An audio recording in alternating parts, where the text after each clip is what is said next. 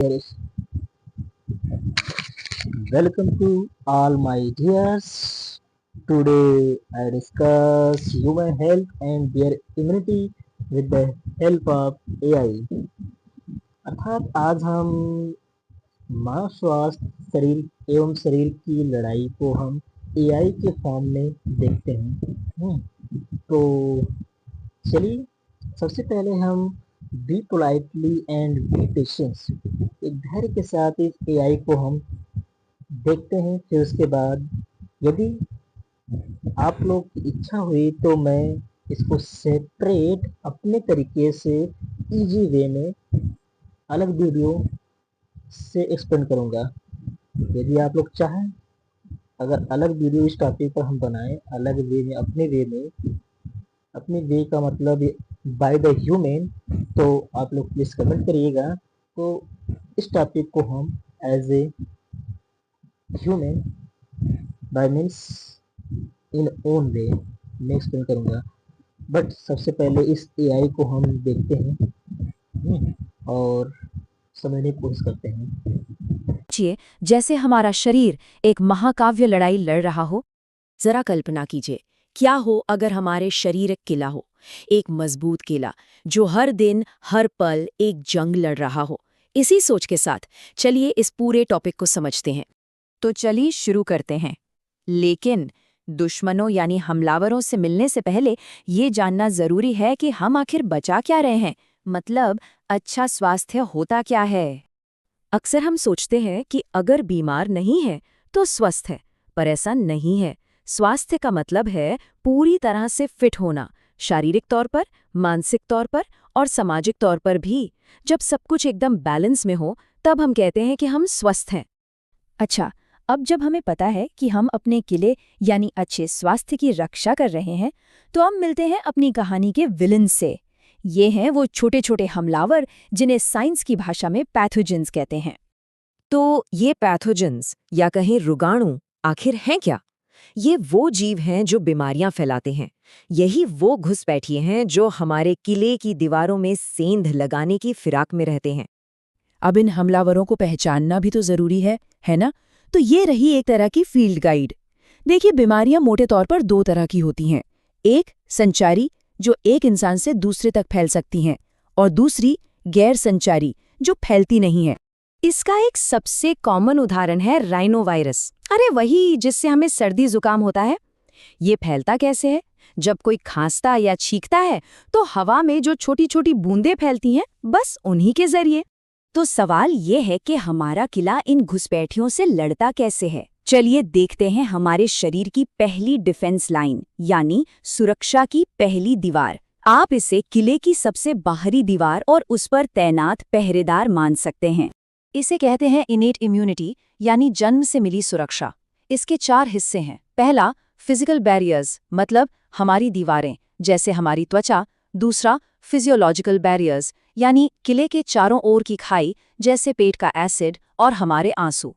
तीसरा, cellular barriers, ये हैं हमारे गार्ड्स, जैसे वाइट ब्लड सेल्स। और चौथा, साइटोकाइन बैरियर्स, ये हमारे किले का अलार्म सिस्टम है, जो घुसपैठ का सिग्नल देते हैं। अब इन गार्ड्स में से एक बहुत ही दिलचस्प गार्ड है मैक्रोफेज। इन्हें आप शहर की क्लीन अप क्रू समझिए। ये हमारे टिश्यूज में घूमते रहते हैं और जैसे ही कोई बाहरी रोगाणु दिखता है उसे पकड़कर खा जाते हैं। एकदम सफाई अभियान। लेकिन सोचिए, अगर दुश्मन बहुत चालाक हो और पहली दीवार पार कर ले, तब क्या होगा? घबराने की बात नहीं, तब हमारा शरीर अपनी असली स्पेशल फोर्सेस को मैदान में उतारता है। ये हैं हमारे शरीर के एलीट सोल्जर्स, और ये 2 तरह के होते हैं, बी लिम्फोसाइट्स और टी लिम्फोसाइट्स। नाम याद रखिएगा, ये बहुत काम के हैं। इन दोनों में से जो बी लिम्फोसाइट्स है ना, वो एक बहुत ही कमाल का हथियार बनाते हैं। ये एक खास तरह का प्रोटीन होता है जिसे एंटीबॉडी कहते हैं, और ये जो वाई शेप का मॉलिक्यूल दिख रहा है, यही है हमारे सीक्रेट वेपन का ब्लूप्रिंट। एंटीबॉडी को समझने का सबसे अच्छा तरीका है ताला चाबी वाला उदाहरण। सोचिए, हर एंटीबॉडी एक खास चाबी की तरह है, और ये चाबी सिर्फ और सिर्फ एक ही ताले में फिट होती है, यानी एक खास हमलावर के लिए ही बनी होती है। तो ठीक है, जंग तो जीत ली, पर मजे की बात तो अब है। हमारा शरीर सिर्फ दुश्मनों को हराता ही नहीं है, बल्कि उन्हें याद भी रखता है, ताकि अगली बार जब वो हमला करें तो हम पहले से तैयार हों। और ये याद रखने का काम दो तरह से होता है, एक्टिव और पैसिव इम्यूनिटी। देखिए, एक्टिव इम्यूनिटी में हमारा शरीर खुद एंटीबॉडी बनाता है। इसमें थोड़ा टाइम लगता है, पर यह सुरक्षा लंबे समय तक रहती है। दूसरी तरफ है पैसिव इम्यूनिटी। इसमें हमें बनी बनाई एंटीबॉडीज मिल जाती हैं, जैसे एक बच्चे को माँ से मिलती हैं। ये असर तो फौरन करती है, पर कुछ ही दिन चलती है। तो फिर वैक्सीनेशन का क्या रोल है? वैक्सीनेशन असल में एक्टिव इम्यूनिटी बनाने का ही एक तरीका है।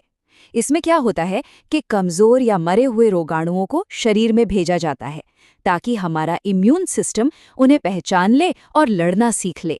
ये हमारी स्पेशल फोर्सेस के लिए एक तरह का मॉक ड्रिल या ट्रेनिंग सिमुलेशन है। अच्छा, हमने बहुत सारे नए शब्द सीखे हैं, है ना? तो चलिए एक क्विक रिवीजन कर लेते हैं इस टेबल के साथ।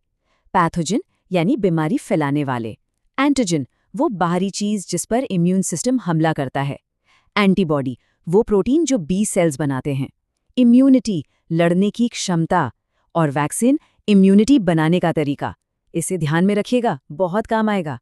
तो अब हम ये तो समझ गए कि हमारा किला लड़ता कैसे है, पर अब सबसे जरूरी सवाल, हम अपने इस किले को मजबूत कैसे बनाए रखें? अपने किले को मजबूत रखने के कुछ बहुत ही आसान नियम हैं। सबसे पहले, अच्छा खाना खाइए जिसमें सारे जरूरी न्यूट्रिएंट्स हों।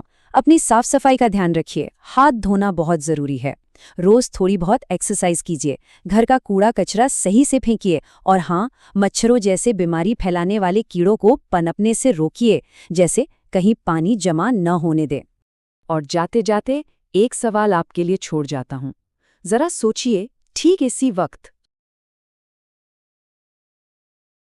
तो आपने देखा कि यह एआई वीडियो तो आपने देखा कि यह एआई वीडियो पूरी तरह से समझाने की कोशिश किया, फिर भी आप लोगों को नहीं समझ में आया, तो इसकी डिटेल वीडियो में अपनी तरीके से समझाने की कोशिश करूंगा, एक अलग ही कर सकते हैं, एक अलग ही वे में। तो इसका जल्द ही अपने तरीके से वीडियो में अपलोड करूंगा, as soon as we wait, and thank you for watching.